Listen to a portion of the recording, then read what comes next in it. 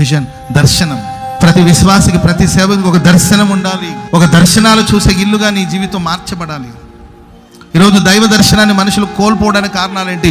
దర్శనాలు రాకపోవడానికి కారణాలేంటి? దైవోక్తి ప్రజలకి కలగకపోవడానికి కారణాలేంటి? దైవ దర్శనాన్ని పోగొట్టుకోవడానికి కారణాలు ఏంటంటే, ప్రియులారా, పరిశుద్ధ గ్రంథంలో యెషయా గ్రంథం 6వ అధ్యాయం అనుకుంటాను. ఉజ్జియా జీవిస్తున్నాడు. యెషయా ఉన్నంత కాలం ఆ రాజైన ఉజ్జియాను చూస్తూ బ్రతికాడు.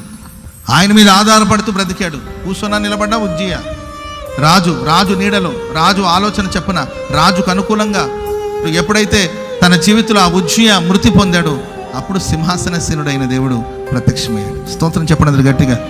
ఈరోజు మీరు దర్శనాన్ని పొందకపోవడానికి, దైవ దర్శనం లేకపోతే దైవ ప్రత్యక్షత నువ్వు పొందకపోవడానికి కారణం ఏదో ఉజ్జియా యొక్క అనుభవాలు నీ జీవితంలో ఉంటుందేమో. మానవ మాత్రపు వాళ్ళ వైపు నువ్వు కన్నులెత్తి చూస్తున్నావేమో. మనుషుల చేతుల వైపు వాళ్ళ సహాయం కోసం చూస్తున్నావేమో. నీ జీవితంలో ఉజ్జియా మృతి పొందాలి. అప్పుడే నీకు దైవ ప్రత్యక్షత కలుగుతుంది. ఆమెన్ చెప్పండి అందరూ గట్టిగా.